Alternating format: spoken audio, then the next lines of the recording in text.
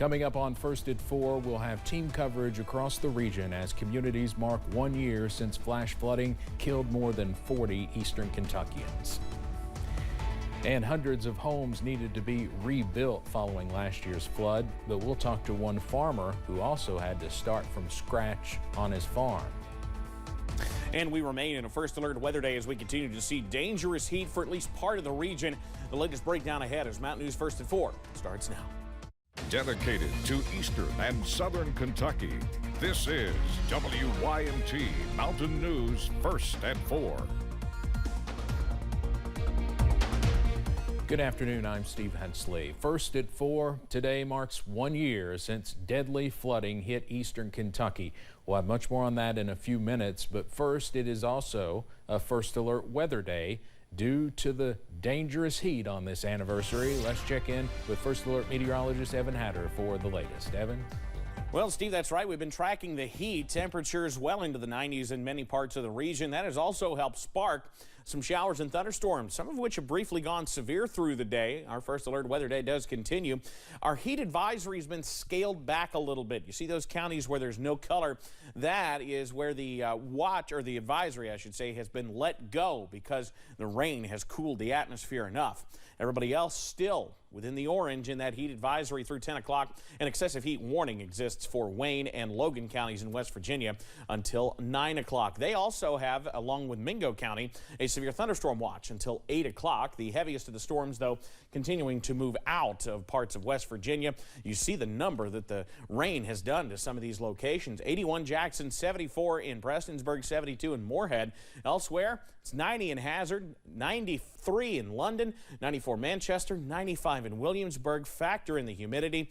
It feels like 100 in Irvine, 101 in London, 103 in Somerset, and 106 in Monticello. There you see a lot of us not dealing with much, but folks in the Big Sandy still seeing some of those storms pushing on out of the region, but still some showers in parts of Logan, Wayne, and Mingo counties in West Virginia, also into eastern and southeastern parts of Pike County. We're watching this little green line. You see it right here on the map from Lee County all the way through Perry County into southwest Virginia.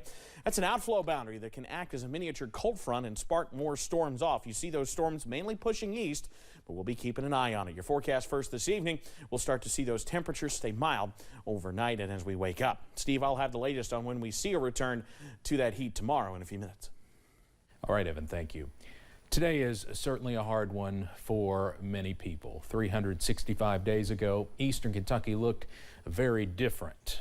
Folks throughout the region are taking time to remember the July 2022 flood with lots of different events. We have reporters in each of the impacted counties today, including WYMT's Olivia Calfee, who's been in Knott County. She's at the Mind-Made Adventure Park. Olivia, what's going on there? That's right. I'm at the Moving Mountains event in Knott County. It hasn't started quite yet. The event is expected to begin at around 5:30 this evening, but it's all about honoring flood survivors and remembering those that this community lost. I spoke with a local pastor who is supposed to speak here in just a little bit about what this event really means for the community. Our whole community, everybody that's been affected has just come together, and it just, you want to remember those, not just those things that the good things, which is what I've been trying to concentrate on the last year, but you want to remember those families that lost everything. And of course, there will be people staying at Mind-Made Adventure Park all weekend long. I've been told that there's around 70 campers parked in the park for the weekend, but I'll check back in just a little bit. I'm in Knott County. Olivia Calfee, now back to you. All right, Olivia, thank you. We will have more from her and a special guest that is in Hindman this weekend coming up at 5:30. There are many stories from community members about the days after the flood, some of which you will hear tonight. For many people, those stories are painful memories and even more painful to tell. Today, Alberta Sloan shared some of her stories with WYMT for the first time when she met up with WYMT Chief Forecaster Brandon Robinson in Letcher County. We kept screaming at him all night long to hold on, Jerry, you know, help's coming, help's coming. And at one point, he has a crippled arm from the car wreck, and he took his crippled arm and busted out the window in his living room in his trailer, and he stuck his arm out and hung on to the trailer because we kept just encouraging him just to stay put and not move. So many incredible stories. Sloan said Neon Police showed up and was able to walk him out of the trailer the following day. You can hear more of these stories throughout the evening. 45 people lost their lives as a result of the historic flooding in eastern Kentucky. In one of the hardest hit areas, Vanessa Baker was swept away in the Lost Creek community. Now Douthit Park has a bench that is permanently installed in memory of her. We spoke with some of her classmates as they are finding ways to honor and remember their friend. I would always pray that maybe today would be the day that we find her, but they haven't found her yet, and I don't know that they ever will, but I know where she is. I know where her spirit is, and I know where she is, and she doesn't have to worry or be afraid of water or anything. Baker was declared dead months after the flood, but crews have not stopped searching for her remains. When looking back on something as devastating as the flood, it's important to also find the silver linings. One of the most notable ones during last July's flood came from the support of community members, something that Kentucky Governor Andy Beshear says will always lead to a light at the end of a dark tunnel. And I'm convinced if we continue to look out for one another, live that golden rule, that each time we push through one of these difficult events, there's going to be good things on the other side. Governor Beshear says while eastern Kentucky has come a long way already, there's still a lot of work to be done. Even 1 year after the flood, some folks are still without a home, but state and local officials and several organizations are working to change that. In the year since the flood, several higher ground communities have been funded and announced, working to provide housing for flood-affected families. State Representative Ashley Tackett Lafferty says these projects are important in keeping folks here in eastern Kentucky. It's very important that we make it affordable so that the folks who want to stay here and flourish in eastern Kentucky, they can keep living here right where their roots are planted. We will have much more about how these projects will help flood survivors coming up tonight at 6. Governor Andy Beshear says hundreds of Kentuckians were provided temporary shelter and resources at different state parks. Temporary shelters were placed at Jenny Wiley State Park, Paintsville State Park Campground, Pine Mountain State Resort Park, Carr Creek State Park, and Buckhorn Lake State Resort Park. Travel trailers were also housed at Mime Campground in Knott County and the Perry County Park.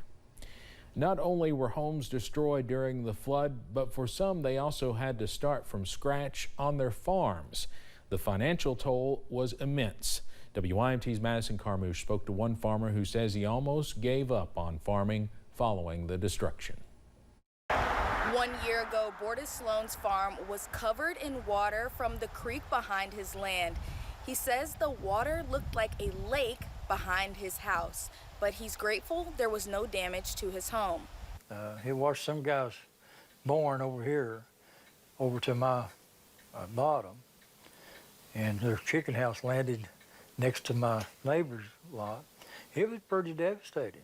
Sloan says that he received grants to repair his fence after it washed away in the flood. Well, I had to buy new fencing and to keep the deer out. The deer, I saw a big deer down there a while ago. And if you don't fence them out, they'll eat your beans and stuff up. He says that although the flood was hard, he knows it is important to keep moving forward and focus on the positives. But that's a sad thing, but you know, things happen. And we have to go on. We can't look back to the past.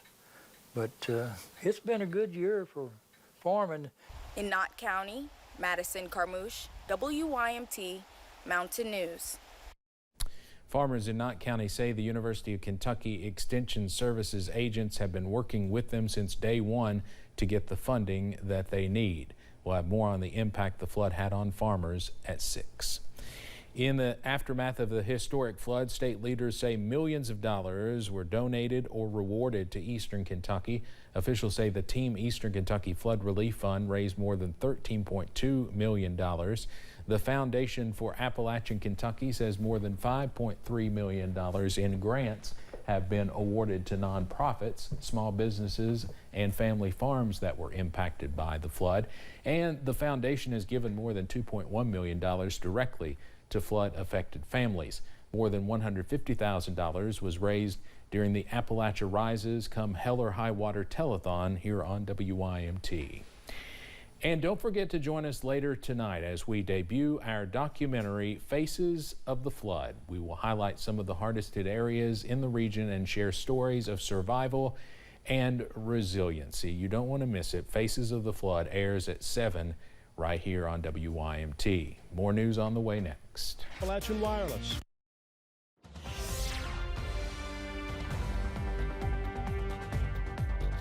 Well, some of us have seen some stormy weather out there this afternoon. We've been watching some showers into portions of Wayne County, Logan counties in West Virginia. They had some storms, several severe thunderstorm warnings now east of the area, pushing toward Beckley and Bluefield for us.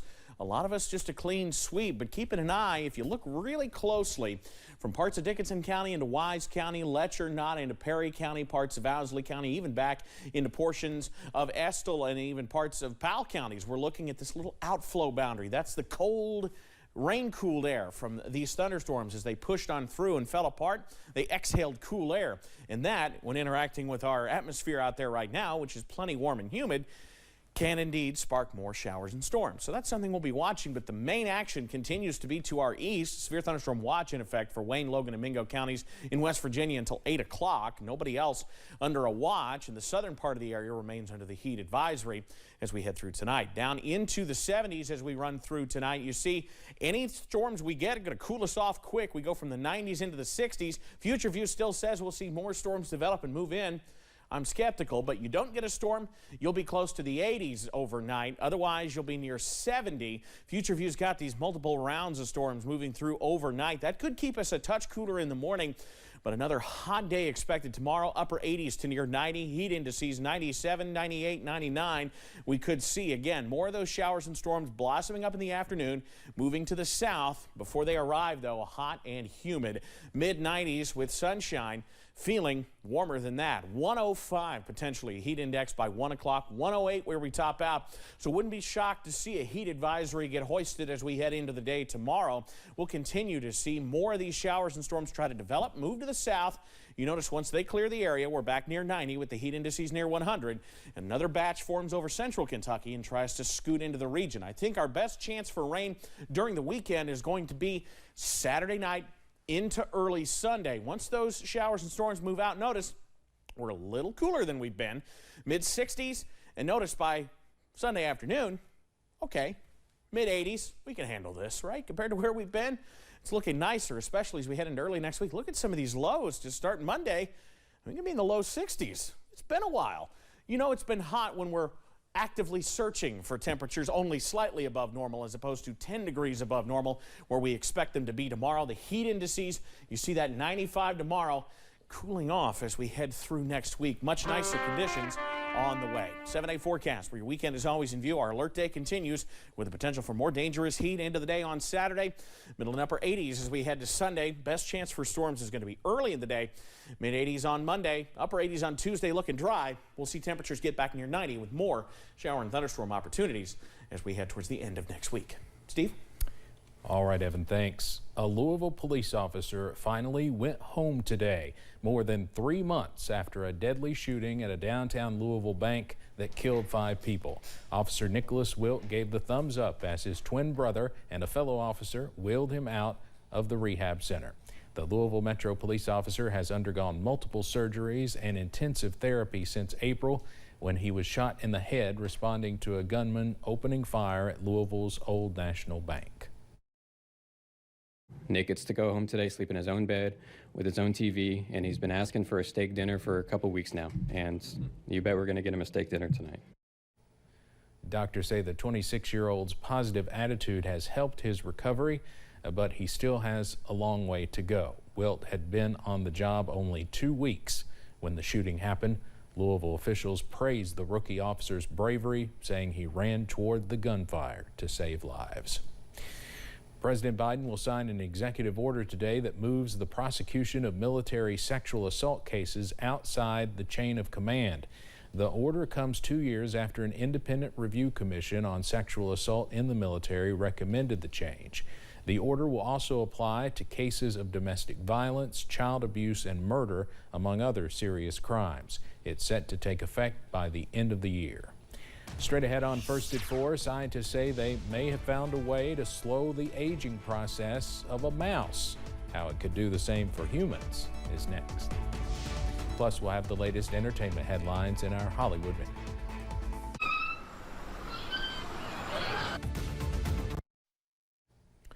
Researchers at Duke University Medical Center developed a way of joining the circulatory systems of young and old mice.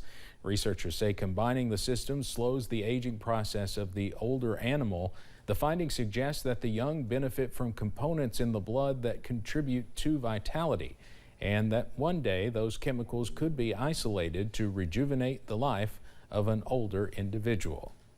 A new study out of the UK shows how often an infant naps reflects their individual cognitive need.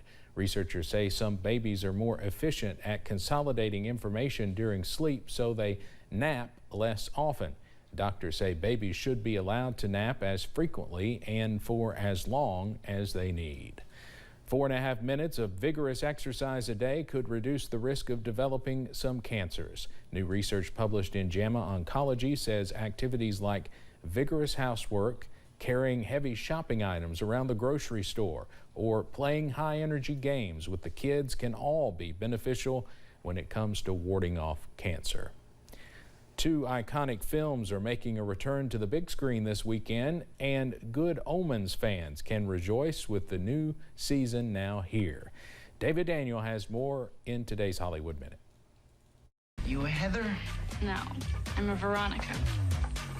I don't really like my friends. I don't really like your friends either. Heathers is back for its 35th anniversary. The killer comedy starring Winona Ryder and Christian Slater returns to theaters on Sunday at 4 p.m. local time. Locations and more info at fathomevents.com. By the late 1960s, Elvis had become irrelevant. TV director Steve Binder remembers helping resurrect Elvis Presley's career in the documentary Reinventing Elvis, the '68 comeback, in theaters Sunday only. Info and tickets at reinventingelvis.com. This is Crowley. He and I go back a long time. Tom. It's the day Good Omens fans have been praying for. Season 2 of the fantasy comedy series starring Michael Sheen and David Tennant is finally here. It's been a while. We've made people wait for this. It's been 4 years since Series 1 came out. So if there's expectation, it's been ramped up. The 6-episode season premieres today on Prime Video. In Hollywood, I'm David Daniel. Taylor Swift fans are not only shaking it off, they are also apparently shaking the earth. Seismologists say Swifties seeing the Eras Tour at Seattle's Lumen Field last weekend were so excited they generated enough energy during the concerts to register the equivalent seismic activity of a 2.3 magnitude earthquake. People are dancing, which means they're dancing in rhythm.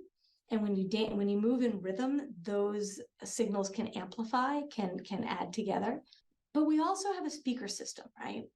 And we can't be certain as to whether the signals that we're recording on the seismometer are the people moving the ground or potentially something about the sound system. Scientists say they are still gathering and examining data to determine why the ground shakes at the stadium during big events.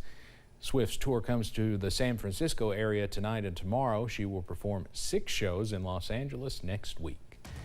Coming up in our viral videos, human remains were found in a mysterious box, and they are believed to belong to one of the world's most famous composers.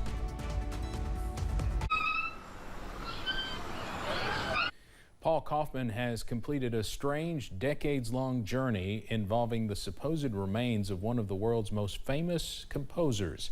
It started in 1999 when the California man found a mysterious box among his late mother's belongings in France. Inside were wrapped fragments of a skull believed to belong to Beethoven. The bones have now been donated to the Medical University of Vienna for research. A newly published scientific report says this remarkably well-preserved fossil shows a small mammal preying on a dinosaur roughly 125 million years ago. Researchers believe the pair were buried mid-mortal combat by a volcanic mud flow.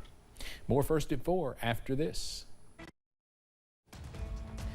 Coming up, Lieutenant Governor Jacqueline Coleman visits Breathitt County as people remember the one-year anniversary of the flood. And a congregation in Pike County talks about cleaning up after the historic flooding, thanking the community for their help. And a First Alert Weather Day continues as we see dangerously hot weather in the mountains. The latest on heat indices near 100 as First at 4 continues. Mountain News First at 4 continues. A First Alert Weather Day continues across the region as dangerous heat lingers into the early part of the weekend, but we are also watching out for some spotty showers and storms. First Alert meteorologist Evan Hatter joins us now with the latest. Evan. Well, the good news is the stormy weather continues to push on out of the region as we've gone through the last few hours. Did have some storms a little bit earlier, knocked some trees down parts of Wolfe County, but our First Alert Weather Day continues mainly for the heat. Now, we've dropped the heat advisory for many areas north of the Highway 80 Hal Rogers Parkway corridor because they've seen those storms so far, but it continues everywhere along and south of there for the most part, basically Rockcastle, Jackson, Owsley, and Knott counties, and points to the south, as well as Dickinson and Buchanan counties in Virginia, Lawrence County in Kentucky, Mingo County in West Virginia. Wayne and Logan counties are under an excessive heat warning through 9 o'clock. They've also now been cleared from the severe thunderstorm watch that was in effect until 8 o'clock, so that is now gone as well. Seeing a few showers, though, remaining for portions of that area. Zooming in, you see some of the heaviest rain there in Logan County. Even further to the south, watching portions of Wise County seeing a heavy thunderstorm right now, and our outflow boundary becoming more diffuse. There you see the loop of those storms as they pushed out. We're still hot. Look at 97 in Harlan and in Jonesville right now, 95 Williamsburg, Monticello, and Middlesboro. Dew points in the 60s and 70s mean it feels like 111 in Monticello and 103 in Somerset. We'll continue to see the hot weather linger into the day tomorrow, and I'll have the details on that in a few minutes, Steve. Definitely a steamy one out there. Evan, thank you. Lieutenant Governor Jacqueline Coleman was in Breathitt County today to help commemorate the anniversary of the flood. WYMT's Keaton Hall joins us now from Jackson with more on the Lieutenant Governor's role in the event. 9 Breathitt Countyans' lives were lost as a result of last July's flood, and officials and flood survivors gathered here today to remember their lives and celebrate the progress the area has made. On behalf of the state, Lieutenant Governor Jacqueline Coleman stopped by to honor the memory of those who died. Coleman also took time to encourage those still working to recover that those in Frankfort have not forgotten about them. It's also a moment to take stock of the work that we still have left to do, and it's also a great opportunity to remind folks that Governor Beshear said from the beginning, we're going to be with you until the rebuild is finished, and a year later we're still here. And that support from the state is still vitally important as more than 700 homes were lost here in Breathitt County alone. In Jackson, Keaton Hall, WYMT Mountain News. We will have much more from Breathitt County coming up at 5:30. As floodwaters raged across portions of the region 1 year ago, state leaders say the Kentucky National Guard, the National Guard in Tennessee and West Virginia, plus the Kentucky Department of Fish and Wildlife saved 1,400 lives. Governor Andy Beshear declared a state of emergency right after the flood and activated the state's price gouging laws. The governor says he also signed the more than $212 million into law from the Eastern Kentucky State Aid funding for emergencies. Several lawmakers have told us last year's flood is the worst natural disaster affecting this region they can remember in their lifetime. Thousands of homes were damaged or destroyed. State Senate President Robert Stivers says it was hard to see all the destruction. That's just the personal property and the damage to personal property and residences, and the pickup and the cleanup that was taking place was really harsh. The lack of resources, the lack of water, and then you get into the actual loss of life. Stivers says his own family in Whitesburg suffered damages of more than $20,000. You'll hear more from Stivers later tonight. Governor Andy Beshear says Eastern Kentucky received more than $281 million in federal funding, $108 million to help survivors with recovery, more than $49 million from FEMA public assistance, more than $24 million from the National Flood Insurance Program, and more than $58 million in low-interest disaster loans. In Pike County, the remnants of the flood are found in many corners, but perhaps none was impacted as much as the Virgie area there in Pike County. WYMT's Buddy Forbes has more about a church and its congregation cleaning up with the help of the community. 1 year later, the work continues for the people of the Virgie community, hoping to recover after the floods that took so much. For one church, the work is done, but the impact remains.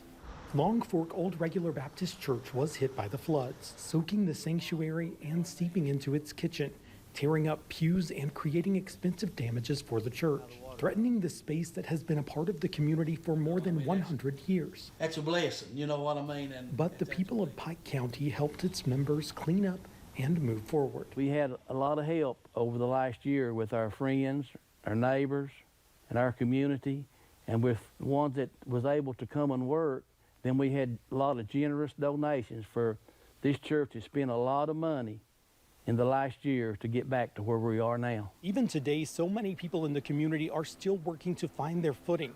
The church members say it is only by the grace of God that their sanctuary took a smaller hit, and they had so many helping hands. In Pike County, Buddy Forbes, WYMT Mountain News. Buddy, thank you. We'll hear more about the church and its cleanup process coming up at 6. Hundreds of bridges were destroyed across eastern Kentucky during the flood, making search and rescue operations nearly impossible without a boat or helicopter. State officials say 1,096 state and county-owned bridges have been inspected since July 2022, with 166 of them needing to be replaced or repaired. More than 80 bridges have been completed and 12 are preparing for contract.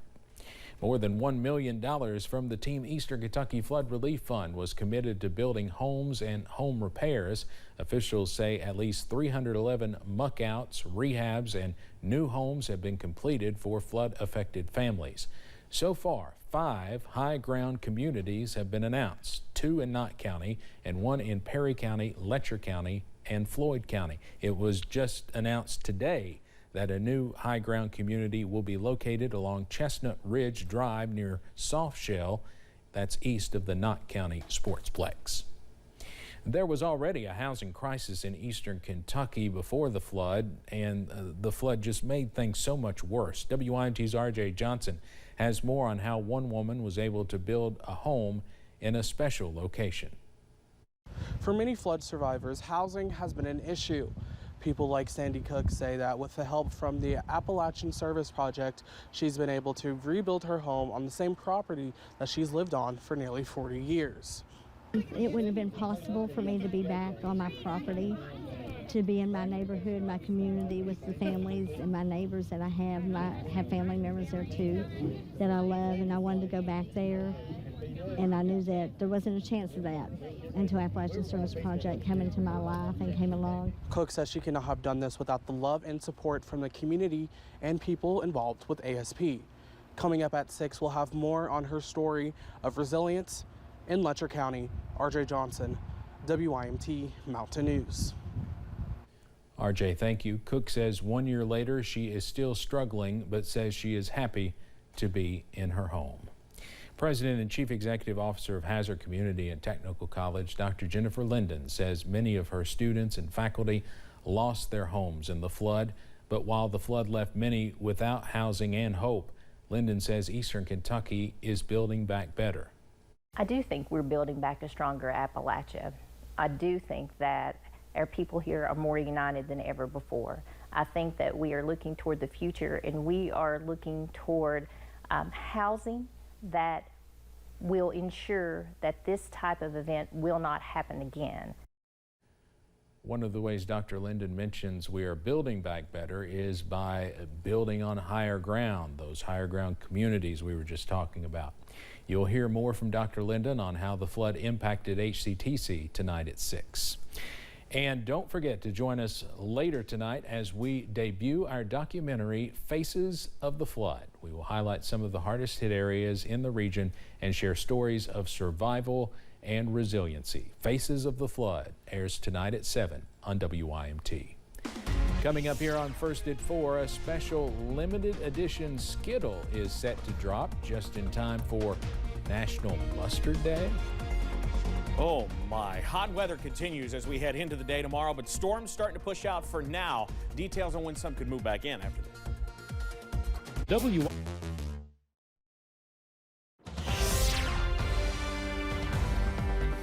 Storms continuing to work out of the region for now, but the heat very much remains at this point. Here's the view from First Alert Pinpoint Doppler. We continue to see strong to severe thunderstorms pushing out of the region. Really only one left in our neck of the woods. That's down there in Wise County. Likely some very heavy rain there. We'll zoom into that and we'll show you exactly what's going on there. Just east of Wise, downtown city of Norton there. Right in here, definitely a little heavy thunder shower as you head out of Wise County. That's right on top of Coburn. That's going to continue to push out of Wise County over the next little bit, but I don't think we're completely done with the storm chances just yet. You actually will see that little boundary, that little outflow boundary kind of became more diffuse, but that could become a focusing mechanism for more showers and storms a little bit later on. Heading through tonight, low to mid 70s, partly cloudy skies late, but we're going to have to watch the potential for those storms throughout the evening hours. You see, Future View's got another round moving in as we head towards 7 o'clock. I'm still not sold on that, but if you happen to catch a storm, we'll be closer to 70 tonight versus 80. You see some of those numbers out near Lake Cumberland with a lot of folks near 80. Some showers and storms could linger into the morning. We quickly move those out. If we do see those storms early, it could stunt those highs a little bit as we head through tomorrow, but still expecting more dangerous heat. You see some of these heat indices, upper 80s to near 90 on the air temperature with heat indices not far from 100. Future View's got more storms developing to our south and working on through. We still have a high of 95 as we head into tomorrow. That 10% rain chance may need to be bumped up, especially as we head later in the day. Before any storms arrive, though, we're hot. Heat indices 105 to 108. Wouldn't be shocked to see that another heat advisory issued out there heading through tomorrow. You see some of those showers and storms blossom over our southern communities, move to the south. That's why you see this difference from 89 in Hazard down to 77 in Harlan. But look up toward Louisville and the Ohio River. Another round of storms tries to push in as we head toward tomorrow evening. Upper 70s to near 80 in areas that actually see those storms push through.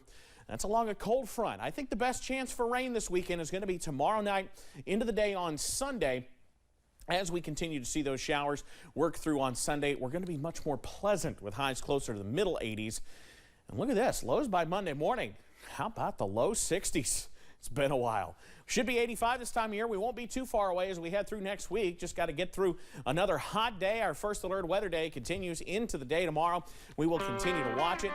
Our alert day continues as we talked about. Spotty storms early on Sunday starting to wane as we head a little bit later in the day. 87 a high, middle and upper 80s Monday, Tuesday, and into Wednesday before more storms try to return as we head towards Thursday and Friday with those highs back in the upper 80s to lower 90s. And we'll also increase the humidity there as well. So not completely done with the storm chances, but we will get a bit of a break as we head into the month of August. Steve?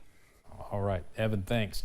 Now to our Money Watch report. The Dow closes up more than 176 points today. The NASDAQ up more than 266.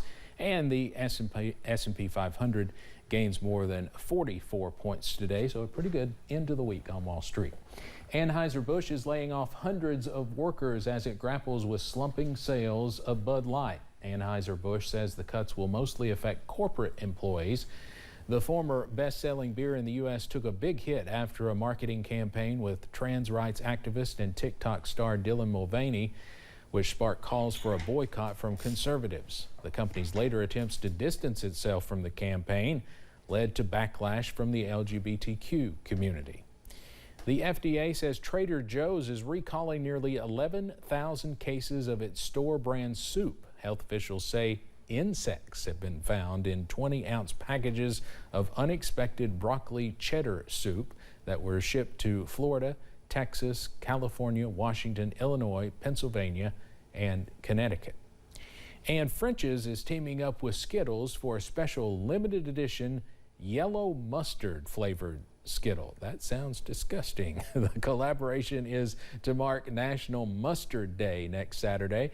Curious candy and condiment lovers can enter a sweepstakes on French's website to win a free pack.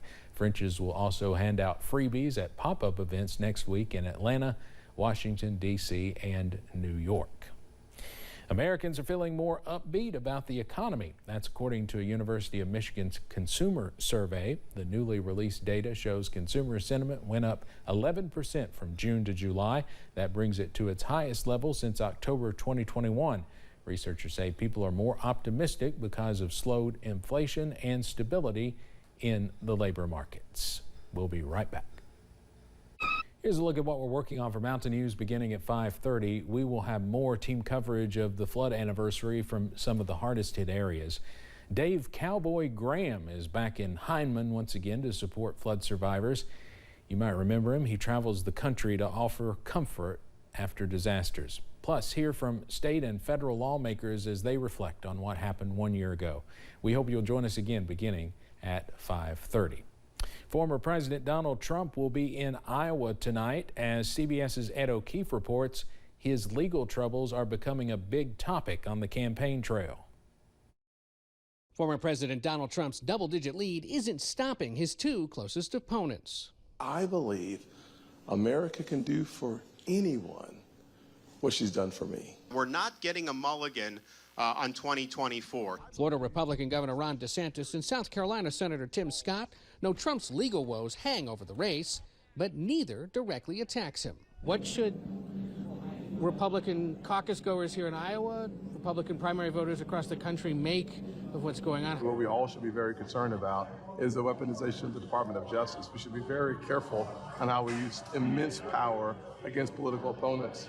At the end of the day, the election's got to be about the future.